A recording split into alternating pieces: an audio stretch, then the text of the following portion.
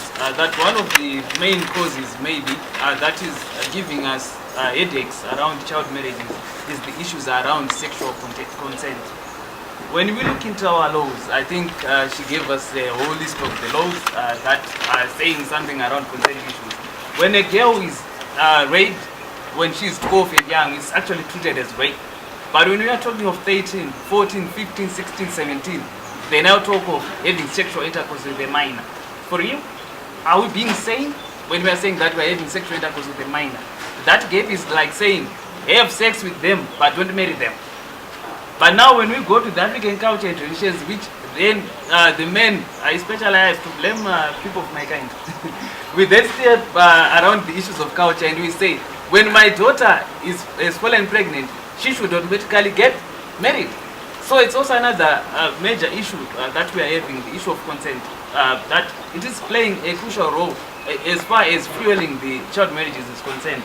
Then the issues around this Section 70, I heard Nyari was saying that when the person is seen walking scot-free, that person would have been told by the court or sentenced to $100 fine, or just to go and do community service. Then how can we say that is actually punitive enough for the man or for the perpetrator to actually feel the heat of committing such an offense? So those various gaps are actually giving rise to the issues around child marriages. And lastly, I would like to say that out of the work that we are doing as partners, we have identified a local solution that we have seen that has given rise in the issue of reporting of these cases around child marriages. We employed the issue of having community champions against child marriages. Ourselves, as Shamwari Mwanaskana, as Women Coalition, as Zwala, as WILSA, we saw that it is imperative to involve the community people. They are the people who actually have a day-to-day interface with these child marriage survivors. So they've accelerated, or they've spoken with one voice around ending child marriages. And they've roped in their local councillors, they've roped in their local traditional leaders to actually champion the cause against child marriages.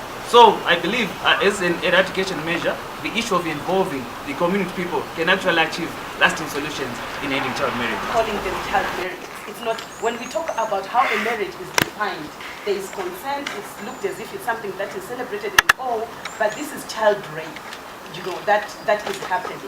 And issues around intergenerational trauma from those that have normalized it and say, life is difficult, all that.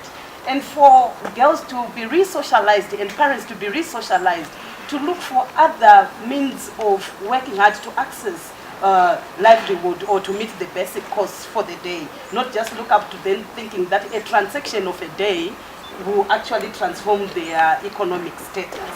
Marriages. It's important for us to have one voice, not just the CSOs alone, but the community, even maybe to just have one voice that what is a child? A child is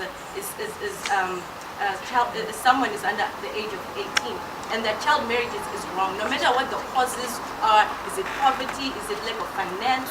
But just to move with one voice.